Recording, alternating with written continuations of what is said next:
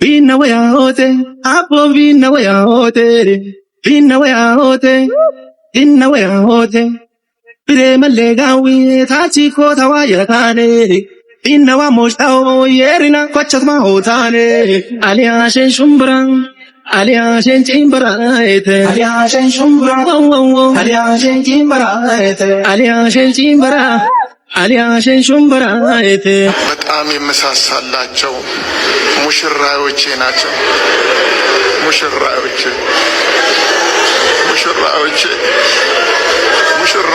ናቸው። በጣም ማዝነው ልጆቼ መቅደስ ደበሳይ በፍርድ ቤት ጠንካራ ተቃውሞና ከባድ ማስጠንቀቂያ ደረሳት። ጉዳዩ ምንድነው? በኢቢኤስ የምስክርነት ጉዳይ የተፈጠረ ነው። ባጭሩ ልንገራችሁ። ሰላም የተከበራችሁና የተወደዳችሁ ቤተሰቦች እንደምን አላችሁ? ዛሬም እንግዲህ እንደተለመደው የተለያዩ አዝናኝ አስቂኝና ወቅታዊ አዳዲስ መረጃ ያላችሁን ቪዲዮዎች ሰብሰብ አድርጌ ወደ እናንተ ለማድረስ ሰዓቴን ጠብቄ መጥቻለሁ። በዚህ ሳምንት ከሰሙ አበይት መረጃዎች መካከል አንደኛውና አሳዛኝ መረጃው በደቡብ አፍሪካ የሚኖሩ ሁለት እህትማማቾች እንግዲህ በመኖሪያ ቤታቸው ሞተው ተገኝተዋል። ይህም እንግዲህ በጣም የሚያሳዝን ነገር ነው። እስካሁን ድረስም እንግዲህ የሞቱበት ምክንያት ባይታወቅም ሙሉ ቤተሰቦቻቸው ትልቅ ሀዘን ውስጥ ይገኛሉ። ወላጅ አባታቸውም እንግዲህ ሁለት ሙሽራ ልጆች ተነጠቁኝ ሲል እንባ እየተናነቀው ያስተላለፈው መልእክት አለ። ሌላ በኩል ደግሞ ተወዳጁ አርቲስት ሰላም ተስፋዬ ከባለቤቷ ጋር እንደተፋታች ሁላችንም እናውቃለን። ሆኖም ግን ራሷን ችላ ልጇን እያሳደገች ትገኛለች። ድርጊትም እንግዲህ ብዙዎች ቅር ያሰኛቸው ይመስላሉ። እዚህም ነው ስለሷ የተሳሳቱ መረጃዎችን የሚያጋሩ ግለሰቦች እጅግ በጣም የተበራከቱት። እነዚህና የመሳሰሉትን ቪዲዮዎች ይዤላችሁ መጥቻለሁ። አሪፍ ቆይታ እንደሚኖርም እርግጠኛ ስለሆንኩኝ ቪዲዮ ላይክ በማድረግ ጀምሩ። የተሰማችሁን ሐሳብ አስተያየት ኮሜንት ላይ ጻፉልኝ። ለዚህ ቻናል አዲስ ናችሁ ደግሞ ሰብስክራይብ በማድረግ ቤተሰብ መሆን ትችላላችሁ። ወደ ቪዲዮ። ሰዎች ለማግባት ሲወስኑ ለማን ሊናገሩ ይችላሉ? ለቀበሌ። ጭራሽ የማግባት እቅድ የለም።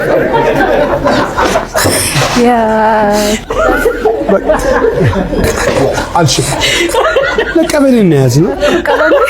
እኔ ሌው መልስ እኮ ሊሆን ይችላል።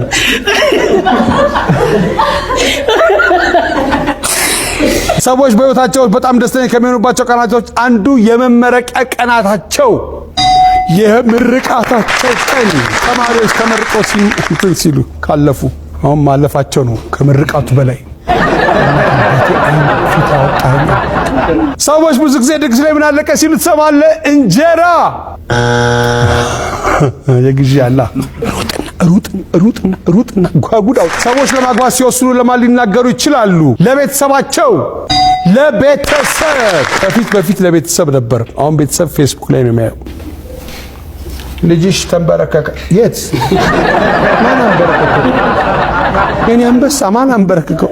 አግቢም ብሎ። በታክሲ ውስጥ ምን ታያለሽ? ሹፌር ሲመስለኝ ግን ቀበሌ ያለችው ወሳኝ ኩነትን ለማለት ፈልጋ ይመስለኛል።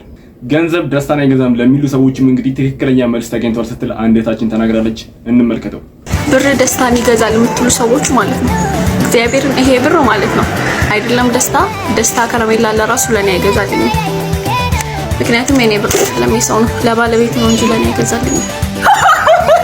ትክክለኛ መልስ ነው። ከሌላ በቃ ደስታንም ጭምር አይገዛልም ማለት ነው። በዚህ ዓለም ላይ ያልተደረገ የለም የሚባለው ነገር እውነት ይመስለኛል። እስኪ እንመልከት ይሄንን ቪዲዮ። ኬኬን በልቶብኛል በሚል ምክንያት ለ5 ዓመታት አብሮ የኖረው ባሏን የፈታችው ግለሰብ በአሁኑ ሰዓት የበርካታ ሰዎች መነጋገሪያ ሆናለች። ይህም ጉዳይ እንግዲህ የተከሰተው በአሜሪካ ሲሆን ጥንዶቹ ላለፉት 25 ዓመታትም በትዳር አብረው ኖረዋል። ታዲያ አንቨርሰሪያቸው የሚደርስና ወጣ ብለው እራት ተገባብዘው እንዲሁም ደግሞ ቺዝ ኬክ ገዝተው ወደ ቤት ይመለሳሉ። ታዲያ እንግዲህ ባልየውም የራሱን ኬክ ጥርግ አድርጎ ይበላል። ሚስት ግን አይኔ ጠግብ ያለው ይደርልኝና ነገ ጠዋት በላለሁ ብላ እንግዲህ ኬኩንም ፍሪጅ አስቀምጣ ወደ መኝታ ትሄዳለች። ታዲያ የሷ መተኛትን ሲጠባበቅ የነበረው ባልም እንግዲህ የሷን ኬክ ያወጣና ጥርግ አድርጎም ኬኳን ይበላል ማለት ነው። ጠዋት እሷ እንግዲህ ከእንቅልፏ ተነስታ ኬኩን ለመብላት ስትልም ኬኩ ፍሪጅ ውስጥ አልነበረም። በዚህ ሁኔታ እንግዲህ ጉዳዩን ወደ ፍርድ ቤት ተወስደውና ሊታመነኝ አልቻለም፣ ስለዚህ አልፈልገውም በማለት መፍታቷም ነው የታወቀ። በጣም ይገርማል። እቺማ ምክንያት ስትፈልግ ነበር ለመፋታት እንጂ ኬክ በላብኝ ተብሎ 25 ዓመት የቆየን ትዳርን መፍታት አይቻልም። የቲክቶክ ቪዲዮ ለመስራትም እንግዲህ የትምህርት ማስረጃ መስፈርት ይሆናል ብለን አንድ ቀን አስበንም አናውቅም። እስኪ አሁን የተለያዩ አዳዲስ ህጎች ሲወጡ የምታሳቡ ሁላችንም የምናውቀው ጠበቃ ሰበለም እንግዲህ በዚህ ጉዳይ ላይ የምትለን ነገር አለ። እሱን እንመልከት። በቲክቶክ ማንኛውንም ይዘት የተመለከተ ኮንቴንት ክሬት አድርጎ ለማቅረብ ዲግሪ እና ዲፕሎማን ማስተርስን መስፈርት የሚያደርግ ህግ ወጥቷል። እንዲቆያችሁ ጠበቃ ሰብለ አስፋ ነኝ። እንግዲህ ቻይና በትናንትናው ዕለት ይፋ ያደረገችው ህግ በጣም ብዙዎችን እያነጋገረ ይገኛል። ያም ደግሞ ዋነኛ ዓላማው ህዝቡን ከተሳሳተ መረጃና እንዲሁም ደግሞ ተገቢ ካልሆኑ መረጃዎች ለመጠበቅ ነው በሚል ከዚህ በኋላ ቲክቶክ ኮንቴንት ክሬተር የሚሆኑ ሰዎች ትንተና በሚሰጡበት ይዘት በሚሰሩበት ነገር ላይ በዲግሪ በዲፕሎማ በማስተርስ የተረጋገጠ ችሎታ ሊኖራቸው እንደሚገባ በትምህርት እና በሰርቲፊኬት ያልተረጋገጠ ችሎታ ያላቸው ሰዎች ለህዝቡ ኮንቴንት ክሬት አድርገው ማቅረብ እንዳይችሉ ከዛም ባሻገር ደግሞ ማንኛውም ሰው የሚያቀርበውን ይዘት አስመልክቶ መነሻ የሚሆነው ነገር ጥናትም ህግም ሌላም ነገር ከሆነ በግልጽ በይዘቱ ማመላከት እንዳለበት ያስገድዳል። ይሄ ነገር ሁለት አይነት ሪአክሽን ያስከተለው በአንድ በኩል ሆን ተብሎ የሰዎችን ሀሳብን የመግለጽ ነፃነት የሚጻረር ነው። የቲክቶክን ሀሳብ እና ሌሎች ነገሮች ነፃ ፕላትፎርም መሆን ለመገደብ ነው የሚሉ አሉ። በሌላ በኩል ደግሞ ህዝቡን ከተሳሳተ መረጃ በዛ ምክንያት ከሚደርስ የጤናና ሌሎች ጉዳቶች ለመጠበቅ ያለመና ትክክለኛ እርምጃ ነው፣ ሌሎችም ሀገራት ሊከተሉት ይገባል የሚሉ አሉ። እስኪ እናንተ በኮሜንት ሴክሽን ሀሳብ ስጡበት። አመሰግናለሁ። ለራሱ ያልተማረ ሰው ኮንተንት ክሬተር ሆኖም እንግዲህ መረጃዎችን ለህዝብ ማድረስ አይችልም ትለናለች። አሁን እንግዲህ የተማረና ያልተማረም ሊለይ ነው ማለት ነው። ሌላው ደግሞ እንግዲህ እጅግ በጣም የሚያሳዝነው በደቡብ አፍሪካ በመኖሪያ ቤታቸው ውስጥ ሞተው የተገኙት ሁለት እህትማማቾችም እንግዲህ በዚህ ሰዓት ሙሉ ኢትዮጵያውያኖችን በስፋት እያነጋገረ ይገኛል። የሀገራችን ፖሊሶችም እንግዲህ በዚህ ጉዳይ ምን አይነት እርምጃዎችን እየወሰዱ ይገኛሉ የሚለው ነገር እንመልከት። በደቡብ አፍሪካ በመኖሪያ ቤታቸው ሞተው በተገኙት ኢትዮጵያውያን እህትማማቾች ዙሪያ ፖሊስ ምርመራ እያደረገ መሆኑ ተገለጸ። እነዚህ በደቡብ አፍሪካ የሞቱት ታዳጊዎች በመኖሪያ ቤታቸው ውስጥ ሞተው መገኘታቸውንና ፖሊስ ምርመራ እያደረገ መሆኑን በደቡብ አፍሪካ የኢትዮጵያውያን ተወካይ ተናግረዋል። ነዋሪነታቸው በደቡብ አፍሪካ ፕሪቶሪያ ከተማ ያደረጉ ዲቦራ መንግስቴና ኦፕራ መንግስቴ የተባሉ ሁለት እህትማማቾች በመኖሪያ ቤታቸው ውስጥ ሞተው መገኘታቸውን በደቡብ አፍሪካ የኢትዮጵያውያን ማህበረሰብ ተወካይ ኮሚቴዎች መካከል አንዱ የሆኑት አቶ አለማየሁ ቲጁማ ነገሩን ብሎ ቲክቫ ኢትዮጵያ ዘግቧል። በሁለቱ እህትማማቾች አሟሟት ዙሪያ ፖሊስ ምርመራ እያደረገ መሆኑን ያነሱት አቶ አለማየሁ በተለያዩ ማህበራዊ ሚዲያዎች በካምፓስ ውስጥ ሞተው ተገኙ በሚል የተሰራጩ መረጃዎች የተሳሳቱና ከእውነታው የራቁ ናቸው ብለዋል። አስከሬናቸው በደቡብ አፍሪካ ህዝባዊ ሽኝት ተደርጎ ነገ አርብ ወደ ኢትዮጵያ እንደሚላክም ተወካዩ ገልጸዋል። ይህ እንግዲህ እጅግ በጣም የሚያሳዝን ጉዳይ ነው። የኢትዮጵያ ፌዴራል ፖሊስ ኮሚሽንም እንግዲህ በዚህ ጉዳይ ላይ እስከ መጨረሻው ድረስ ተጉዞ መልሱን ለኢትዮጵያ ህዝብና ለቤተሰቦቻቸው ይፋ እንደሚያደርግም ተስፋ አድርጋለሁ። እስኪ አሁን ደግሞ በዚህ ዙሪያ ላይ ወላጅ አባታቸው ያስተላለፈው መልእክት አለ፣ እሱን እንመልከት። በጣም የመሳሳላቸው ሙሽራዮቼ ናቸው።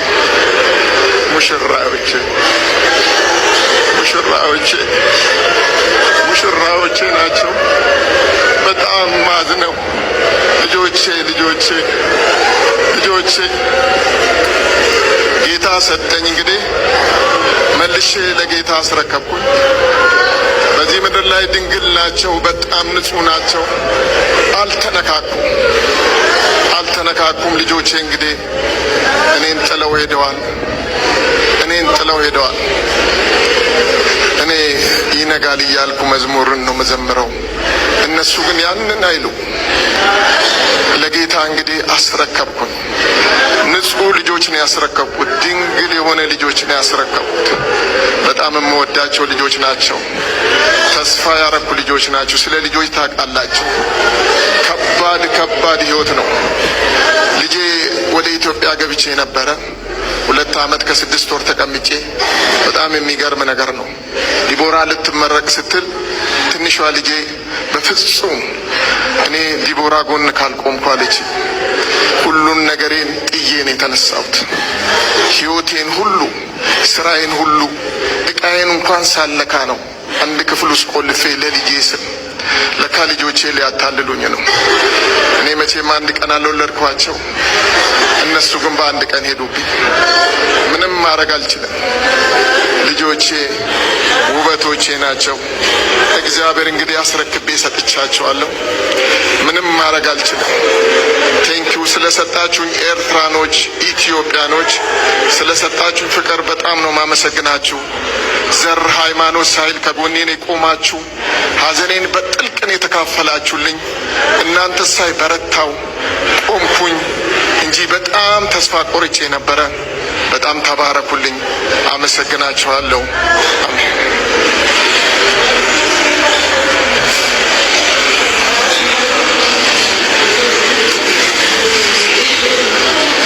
በጣም ያሳዝናል። እንግዲህ የሞታቸው ምክንያት እስካሁን ድረስ ባይታወቅም ይፋ ሲደረግን ለእናንተ ይዤላችሁ የሚመጣ ይሆናል። ለተወዳጇ አርቲስት ሰላም ተስፋዬም እንግዲህ ከብዙዎች ዘንድ የማይሆን መረጃዎች እየደረሷት ይገኛሉ። በዚህ ሰዓትም እንግዲህ እሷ የሰጠችው ምላሽ አለ። ምን እንደሚመስል እንመልከት። ፐብሊክ ብሬክአፕ ሰው የሚያውቀው ብሬክአፕ በጣም ከባድ ነው ብዬ አስባለሁ። እያየሽ መዋደድ፣ እያየሽ ያን ነገር ማጣት፣ ከዛ ግን ሂሊንግ ፕሮሰስሽ የራስሽ ነበረ። እንዴት አድርገሽ ሂል እንዳደረግሽ ነው የግድ ሰው ማወቅ አለበት ማለት አይደለም። ግን ራስሽ የምትወጂበት ልምዶች ካሉሽ ፐብሊክ ብሬክአፕስ እንዴት ነበር? ብዙ ሰው አይጠረጥረኝም በጣም የጸሎት ሰው እንደሆንኩኝ። በጣም ነው የምጸልየው ከእግዚአብሔር ጋር ከፈጣሪ ጋር ያለኝ ግንኙነት በቃ እናት ይሄ ጓደኛዬን እንደማወራው ማቀው ሰው እንደማወራው አይነት አወራር ነው ማወራው። ራሴን ማልወድበት በራሴ ተስፋ የምቆርጥበት ጊዜያቶች በጣም ብዙ ጊዜ አለ። በተለይ እንደዚህ አይነት ሙያ ውስጥ ስትሆኚ ደግሞ ጠንካራም ብትሆኚ መሆን አትችይም። ብትሆኚም የሚፈታተንሽ የሆነ ነገር ይኖራል። በደንብ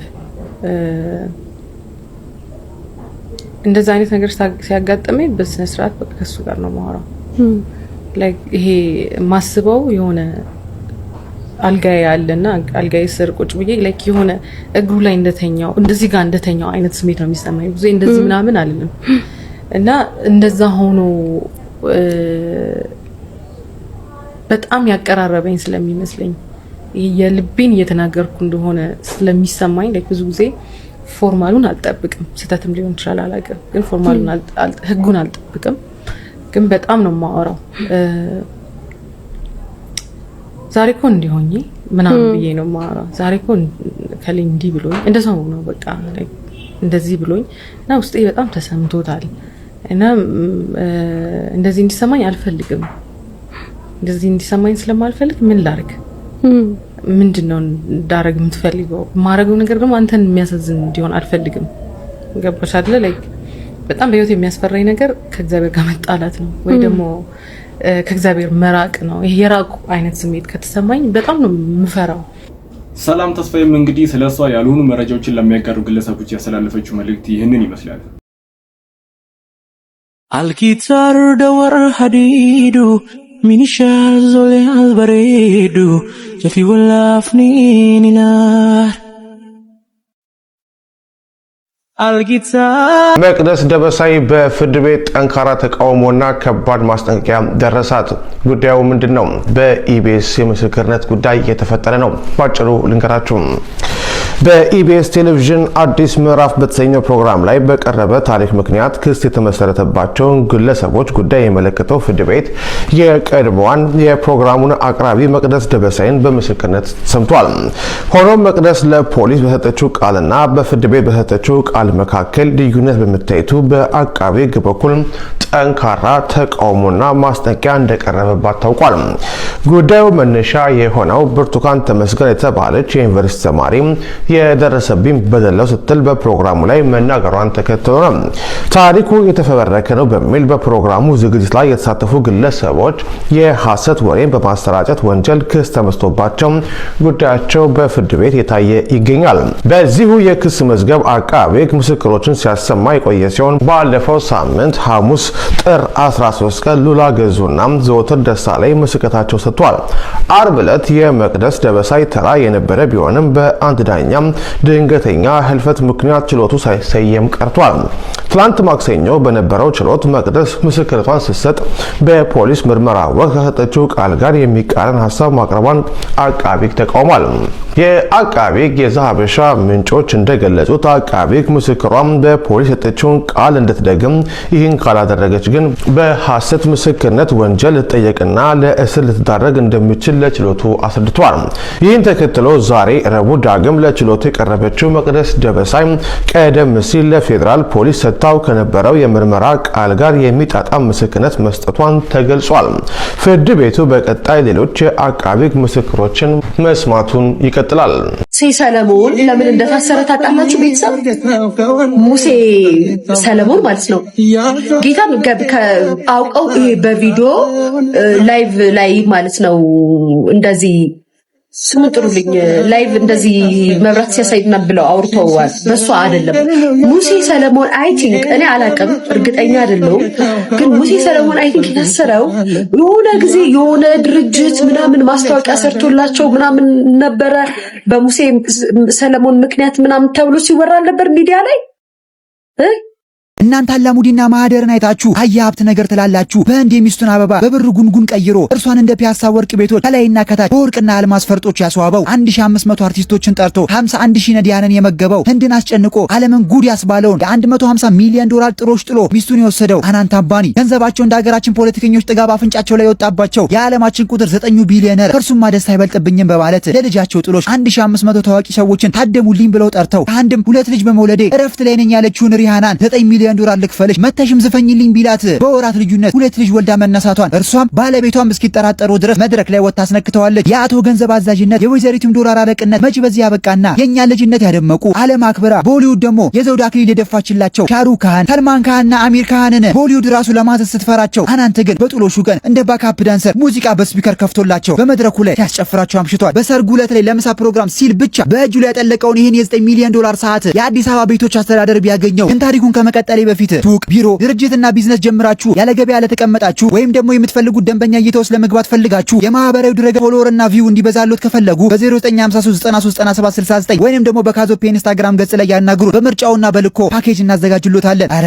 ክፍያውስ አትበሉ፣ እኛ እኮ ቤተሰብ ነን። ክፍያውን ሲያተርፉ ይከፍሉናል። በባለ 27 ደረጃ ቤት ውስጥ 612 የቤት ውስጥ አሽከር ተቀጥሮላቸው የሚኖሩት የአምባኒ ቤተሰቦች ንግድ ባንክ ሰራውት ብሎ የሚደነፋውን ህንጻ እነርሱ ቢያገኙ በሺዎች ለሚቆጠሩት የቅንጦት መኪኖቻቸው ጋራጅ ሊያደርጉት እንጂ ለሌላ ለምንም እንደማይጠቀሙበት እናትየዋ ሹክ ብላኛለች። መሬት አይንካኞቹን የህንድ አክተሮች በባዝ ውስጥ አጉሮ ትዕቢተኞቹን የአሜሪካ ባለስልጣናት ደግሞ የህንድ ልብስ በማስለበስ ሲያዘልላቸው የከረመው አናንት በሰርጉ ዕለት ላይ ለምሳ ፕሮግራም ሲል ብቻ በእጁ ላይ ያጠለቀውን ይህን የ9 ሚሊዮን ዶላር ሰዓት የአዲስ አበባ ቤቶች አስተዳደር ቢያገኘው ለ300 አባወራ ባለ አንድ መኝታ ኮንዶሚኒየም የሚገነባበት ነበር። እርሷ በዚህ ውበቷ ይህን የሚያክል የሰማይ ስባሪ ማግባቷን ስመለከት ከስጋ አባቴ በመቀጠል እንደ ሁለተኛ አባቴ የምቆጥራቸው ሮበርቱ ሙጋቤ ያሉት ንግግር ተዛለኝ። ሴት ልጅ ከ6 መኪና ይልቅ ሲክስ ፓክ አታስበልጥምና ጂም ገብተህ መታገልን አቁመ ወጥረ ስራ ብለው ነበረ። ሚኒሊክን የመሰለ ጥሩ መሪ ያስፈልጋል። የሚቀጥለው ትውልድ ጥሩ ተግባር ለመፈጸም የሚያነቃቃ መሳሪያ ያገኝ። በሀሳብ ከመደራጀት ይልቅ በዘር መደራጀት ካለፉት ሁኔታዎች የነበሩት አለ። ያ ደግሞ አዝማሚያው ወደ አደጋ ያመጣ ይመስላል እና ከምንም በላይ ኢትዮጵያዊነትን ማዳን መጀመሪያ ለማድረግ ተሰራ። በሀገር እንግዲህ የሚቆመው ብዙ ጊዜ በሀገር ባለውለታ በሆኑ ሰዎች፣ ብዙ የህብረተሰቡ አካላት በሚሰሯቸው ተግባራት። እንደሚታወቀው እንግዲህ ኢትዮጵያዊነት በነጻነት የመኖር ምልክት ነው። ለብዙዎችም በነጻነት ውስጥ ላልነበሩ ሰዎች ጥሩ ምሳሌ የሆነ ድል ለማግኘት ሚኒሊክን የመሰለ ጥሩ መሪ ያስፈልጋል። እንደ ቀዳማዊ ኃይለ ሥላሴ ደግሞ የነበሩ ትልቅ ነገስታት በዓለም መንግስታት ጉባኤ ጀምሮ ያደረጓቸው አስተዋጽኦ፣ በዓለም ዙሪያ የነበራቸው ተቀባይነት፣ ለሀገራቸው የሰሩት ተግባራት ሳይደመር ኢትዮጵያ የምንላት ዛሬ ያለችው ሀገር ልትኖር አትችልም።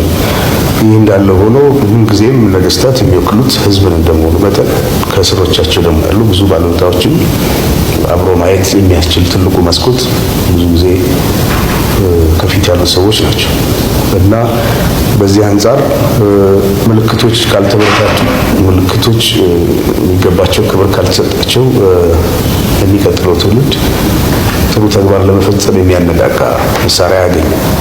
በዚህ ምክንያት ነው። ሁለተኛ ደግሞ አሁን ባለንበት እንግዲህ ያለፉት የተወሰኑ ዓመታት ታሪክ የሚባለው ነገር ኢትዮጵያ ታሪክ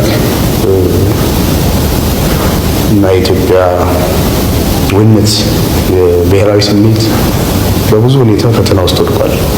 ስለዚህ ይህን አጠናክሮ ያለውን ክፍተት ለመሙላት የትውልድ እንቅስቃሴ ያስፈልጋል። የዚህ ትውልድ አካል እንደመሆነ መጠን ያን ተግባር ለመፈጸም ነው የሞከርኩት። አፄ ቴዎድሮስ ደግሞ እንደሚታወቀው በአንድ ወቅት ዘመነ መሳፍንት ከሚባለው ኢትዮጵያ በጎሳ መሪዎችና በጎበዝ አለቆች በተለያየ ሁኔታ ተከፋፍላ ባለችበት ሁኔታ ኢትዮጵያን አንድ የማድረግ ህልም ይዞ ተነስቶ ከውጭ ብቻ ሳይሆን ከውስጥም በገጠመው ብዙ የመረዳት ችግር ባክኖ የወደቀ ትልቅ ጀግና ነው። ከምን ጊዜውም በላይ እሱ መንፈስ ደግሞ አሁን አስፈላጊ ነው ብዬ አምናለሁ። ምክንያቱም አስተሳሰባችን አገር ማከል አለበት። ምክንያቱም አንድ ሀገር ነው የተወለድነው፣ አንድ ሀገር ነው የምንኖረው። ይሄንን ለማስመልከት በዚህ ዙሪያ ያደረኩት። እሺ ቤተሰቦች ለዛሬ ይዤላችሁ የመጣኋቸው ቪዲዮዎች እነዚህ ይመስሉ ነበር። ዘና ፈታ እንዳላችሁና የተለያዩ ቁም ነገር አዘል ትምህርት እንደተማማርበትም እርግጠኛ ስለሆንኩኝ ቪዲዮ ላይክ ሳታደርጉ ጀምራችሁ ላይክ አድርጉ። የተሰማችሁን ሀሳብ አስተያየት ወንድሞ የምክራችሁን ኮሜንት ላይ አስቀምጡልኝ። ለዚህ ቻናል አዲስ ናችሁ ደግሞ ሰብስክራይብ በማድረግ የተለያዩ ቁም ነገር አዘል መረጃዎችን ማግኘት ትችላላችሁ። ቀጣይ በተመረጡና አዳዲስ መረጃ ባላቸው ቪዲዮዎች እስከምንገናኝ ድረስ መልካም